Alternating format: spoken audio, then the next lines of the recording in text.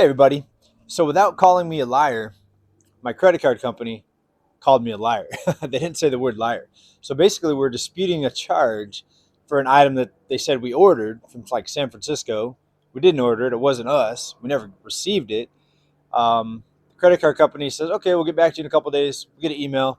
We confirm that this was you. This is your transaction. Sorry, we're not able to waive this charge. So then we dispute it through the merchant. We're like, this wasn't us. We didn't order it. We didn't get it delivered. The merchant goes ahead and says, yeah, that wasn't them. It was somebody else. Different address, different person, different name, etc. So they send that to the credit card company. The credit card company says, okay, we'll waive it now. Why do they do that? Well, there's some information that we're going to talk about here in just a few minutes as to why credit card companies may make it more difficult for you now to dispute charges, even valid disputes, even things that weren't yours, even fraud against your credit card. It's going to be more difficult now because of the financial situation. People are in so much debt that the number of false reports of fraudulent charges on credit cards is increasing. So people are actually making charges and then reporting it that wasn't them. And it's got to be because people are so broken and so far in debt. We're going to talk about that and more. Stay tuned. All right, Bulls and Bears, back in the studio here.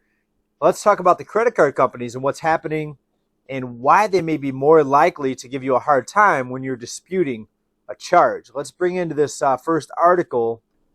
And this is out of Axios. Credit card charge disputes are on the rise as consumers cheat businesses. So as people get more into debt and more financial dire straits, they're going to be more likely to pull shenanigans like this and try to pull one over on the credit card company. And it's went up pretty significantly. Let's take a look at some of the numbers in this article on how many people are doing fake fraudulent charges, meaning they're filing something as a fraudulent charge when it was really them completing the purchase or completing the transaction. Incidents of friendly fraud are up between 20 and 30% in 2022, depending on the market, and that's per Visa chief Paul Fabera. Now, I don't think I've reported on this particular situation before, but it hasn't really been in the news up until now.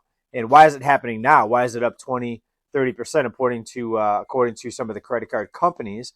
Well, it's got to be the situation with the U.S. consumer.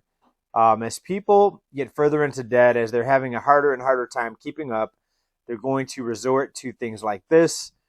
Crime is also going to rise. Financial crime is also going to rise. Other types of fraud, it's also going to rise, right? So it should be no surprise as the economy deteriorates and people are still out there saying the economy's fine, that I'm wrong. Here's just another story to add on top of the pile of stories that we show you pretty much every day of how things are not very good when it comes to the backbone, the driver of the U.S. economy. And what is that? That's the U.S. consumer. No, it's not the stock market.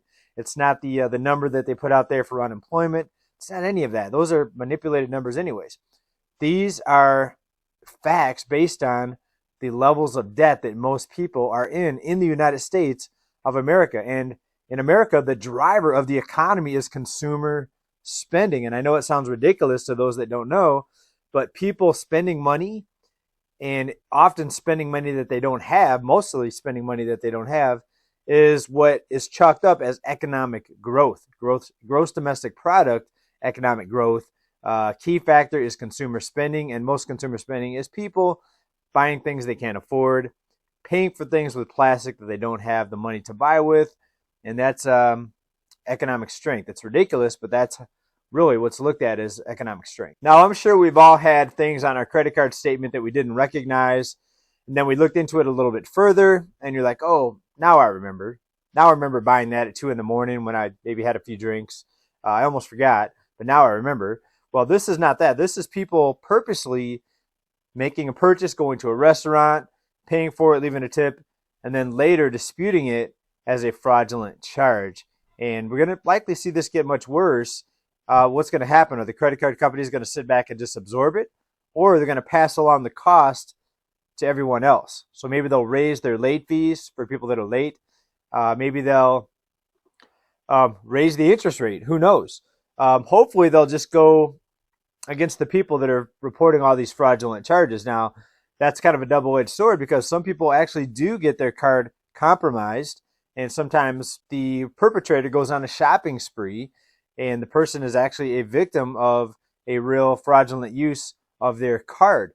So it's hard to say to just go after or maybe drop the credit limit of the people reporting these fraudulent charges, because some of them are actually legitimate cases. And here's something else that this article points out. The pandemic appears to have been a catalyst, as restaurant chargebacks have grown from 1 in 400 transactions to 1 in 100 since it began, according to financial consulting firm Chargebacks 911.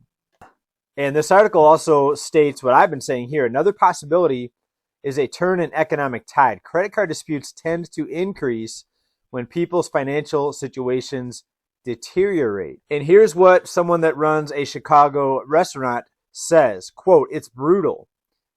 Locations have experienced a 30% increase in disputes, costing them thousands a month." So when you're making a purchase with your credit card and they ask you for your name or your zip code or something to verify that it's you, your date of birth, don't give them a hard time. Just tell them the information, and they may make you sign something. A lot of times you don't even have to sign it anymore. It's just swipe it and go. But if they make you sign it, sign your name. But even the fraudulent people can sign somebody else's name. They could just scratch it, because who really verifies the signature? Do you ever see anyone at the store look at your signature and say, nope, that doesn't look like your signature?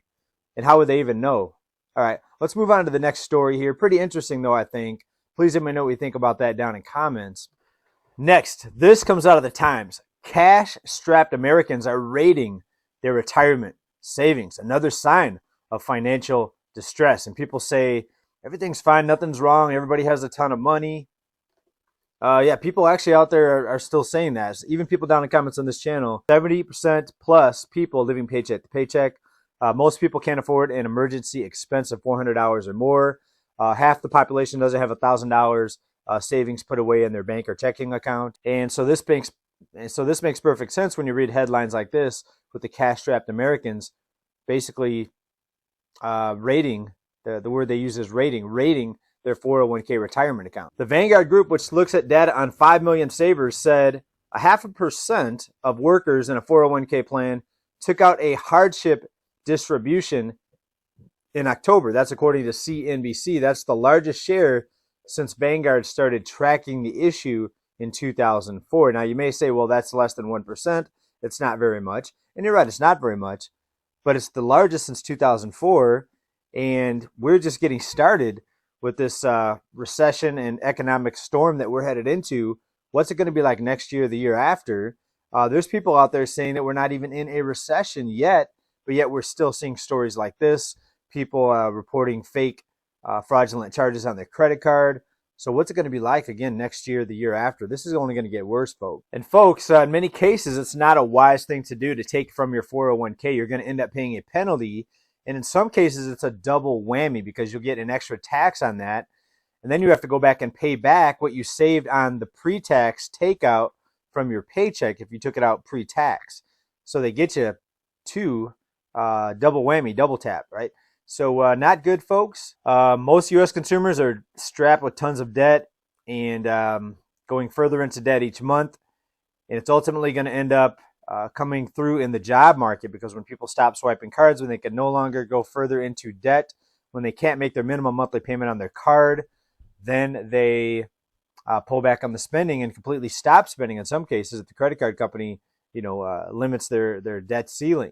So that's when you really see the job losses accelerate. And even the fake unemployment number that they feed us every month is not going to be able to cover up the gruesome truth that we're seeing here with the state of the U.S. consumer, which is the backbone of the U.S. economy. So we have nowhere to go but into the economic abyss, financial Armageddon. Hopefully we'll be in the top 30% or so that skates through this unscathed and actually maybe even profits from this. And what I'm trying to do, I'm trying to put back cash. It's not easy, but trying to put back cash, waiting for a good buying opportunity, because it's going to be hard to get a loan if mortgage rates are still high. So let's say home prices come down to where it actually makes sense to buy them, but mortgage rates are still very elevated. That's going to really hurt affordability. So you're going to want to have as big of a down payment as possible to offset that higher mortgage rate. Because if you're paying 50% down, 60, 70% down, then that mortgage balance is going to be that much less, and you're not going to be stung as much by that higher mortgage rate. So that's what I'm doing. I'm stacking cash, still stacking silver, because at the end of the day, sound money is going to be coming back. There's going to be a lot of pain, though, to get to that point where gold and silver are actually realized and recognized as the currency. I think it is going to come here ultimately, probably still a few years away, but that's what I'm doing, still stacking, folks. Hopefully you're doing the same. Hopefully you're doing well during this holiday season. Hope everyone's having a good weekend. We'll keep on top of the news for you, and we'll be back with more updates. Please like, subscribe if you like what we talk about here, and keep stacking. Bye for now. Big love and peace.